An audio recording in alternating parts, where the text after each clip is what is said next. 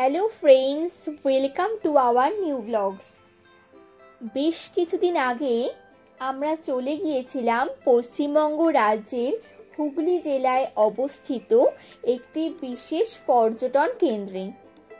তোমরা দেখে নিশ্চয়ই বুঝতে পারছো, হ্যাঁ, এটি হলো সেই ইমামবাড়া। শিয়াপন্থী মুসলিমদের অন্যতম তীর্থক্ষেত্র হুগলির এই ইমামবাড়া। কিভাবে এখানে আসতে হবে, কটা থেকে কটা অবধি ইমামবাড়া খোলা থাকে এবং কি কি দর্শনীয় দেখার আছে তা আমি বিস্তারিত জানাবো তোমাদেরকে এই ভিডিওর মাধ্যমে। চলো, কথা বলতে বলতে তোমাদেরকে ইমামবাড়ার চারপাশটা ঘুরে দেখাই। প্রথমেই বলে রাখি, ইমামবাড়ার নিয়ারেস্ট রেলওয়ে স্টেশন হলো ব্যান্ডেল জাংশন। ব্যান্ডেলে এসে অটো বা টোটো ধরে তোমাদের চলে আসতে হবে ইমামবাড়া। টোটো করে এলে তোমাদেরকে মাথাপিছু 30 টাকা করে ভাড়া দিতে হবে, আর টোটো রিজার্ভ করে এলে তোমাদেরকে 10 টাকা পার্কিং চার্জ দিতে হবে ইমামবাড়ায় ঢোকার জন্য। ইমামবাড়ায় ঢোকার জন্য টিকিটের মূল্য কিন্তু 10 টাকা। ইমামবাড়া কটা থেকে কটা অবধি খোলা থাকে সেই টাইম টেবিলটা আমি তোমাদের ডেসক্রিপশনে দিয়ে দেবো, দেখে নিও। চলো, এই চারপাশটা ঘুরে দেখাতে দেখাতে তোমাদেরকে ইমামবাড়ার ইতিহাসের কিছু কাহিনী শোনাই। অপরূপ হুগলি ইমামবাড়া তৈরি হয়েছিল 1841 থেকে 1861 সাল পর্যন্ত, মানে দীর্ঘ 20 বছর ধরে। মানবপ্রেমিক হাজী মোহাম্মদ মহসিনের রেখে যাওয়া অর্থ বা ফান্ড থেকে তৈরি হয়েছিল হুগলি ইমামবাড়া। ধর্মীয় রীতি, শিক্ষা, জনকল্যাণমূলক কাজের জন্য হাজী মোহাম্মদ মহসিন জাতি, ধর্ম, বর্ণ নির্বিশেষে তার সম্পত্তিকে দেবোত্তর করেছিলেন। চলো, এবার তোমাদেরকে নিয়ে যাই সূর্যঘড়ির কাছে। এই রাস্তা দিয়ে আমরা যাব সূর্যঘড়ির কাছে।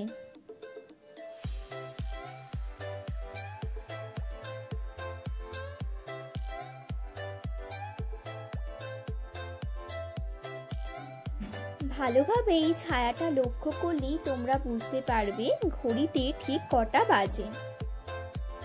দেখো, এখন ছায়াটা 1টা এসে পড়েছে, তার মানে এখন ঘড়িতে 1টা বাজে। সমান সমান জায়গাটা কিন্তু 12টা। তারপরে 1টা, 2টো, 3টে, 4টে করে যেইভাবে ছায়াটা এসে পড়বে সেইভাবেই সময়টা নির্ধারিত হবে।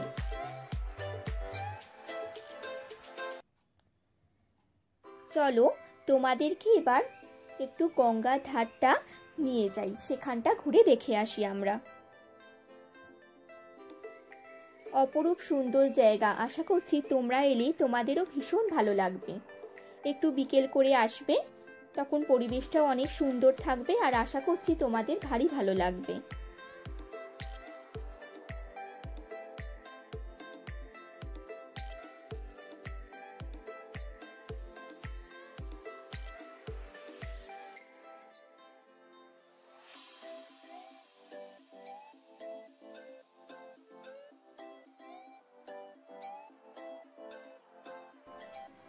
ইমামবাড়ার প্রবেশদ্বারের উপর একটি চূড়া আছে।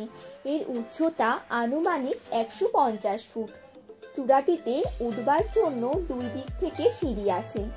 এই চূড়ার মাঝখানে একটি বিস্ময়কর ঘড়িও লাগানো আছে। চলো, তোমাদেরকে সেই ঘড়ির কাছে নিয়ে যাই এবং সেই ঘড়ি সম্পর্কিত বেশ কিছু তথ্য তোমাদের সাথে শেয়ার করি। ঘড়িঘরে যাবার জন্য মহিলা এবং পুরুষদের জন্য আলাদা আলাদা প্রবেশদ্বারের ব্যবস্থা করা হয়েছে, আর এটি হলো মহিলাদের প্রবেশদ্বার, যেখান থেকে আমরা ঘড়িঘরের দিকে যাব।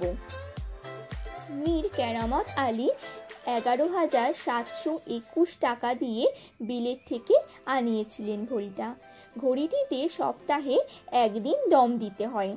দম দিতে কমপক্ষে 2 জন লোকের প্রয়োজন হয়।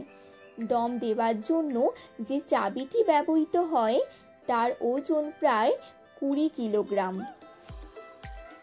মেশিন ঘরের ঠিক ওপরে 3টি কয়েক কুইন্টাল ওজনের 3 আকারের ঘন্টা আছে, যার ওজন যথাক্রমে 80 মণ, 40 মণ এবং 30 মণ। মাঝারি ও ছোট ঘন্টার দ্বয় প্রতি 15 মিনিট অন্তর বাজে এবং বড় ঘন্টাটি প্রতি 1 ঘন্টা অন্তর বাজে। এই ঘড়িটির কাঁটা আজও নিয়মিত চলছে ও তার কাজ যথাযথ পালন করে চলেছে। এই বেঁকানো সিঁড়িগুলি দিয়ে উপরে উঠে গেলে আমরা ঘন্টাটি দেখতে পাবো। চলো তোমাদেরকেও সাথে করে নিয়ে যাই। এই হলো সেই ঘড়ির মেশিনগুলি। দেখো বন্ধুরা, মেশিন ঘরের দরজাটা দেওয়া আছে, তাও আমি যথাসম্ভব চেষ্টা করেছি যাতে তোমরা দেখতে পাও। আর এই হলো সেই ঘন্টার দ্বয়।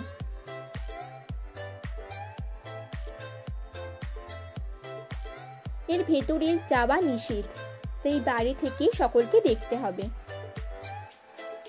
আমরা সিঁড়ি দিয়ে একেবারে ওপরে উঠে এসেছি এবং দেখো তোমাদের চারপাশটা ঘুরে দেখাচ্ছি।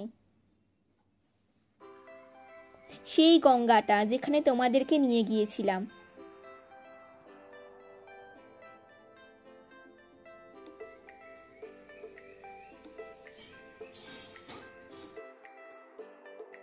তো বন্ধুরা, ইমামবাড়া ঘোরা আমাদের প্রায় শেষের পথে।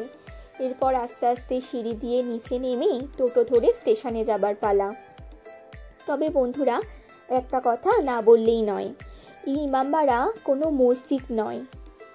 ইমামবাড়া একটি পবিত্র মিলন ক্ষেত্র, যেখানে ইমাম হোসেনের আত্মবলিদানকে স্মরণ করা হয়।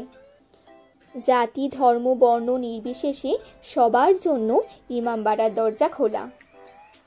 তো বন্ধুরা, আজকে এই ভিডিওটা এখানেই আমি শেষ করছি। সকলে ভালো থাকবে, সুস্থ থাকবে এবং সাবধানে থাকবে। দেখা হবে এবং কথা হবে পরের এক ভিডিওতে। ধন্যবাদ সকলকে।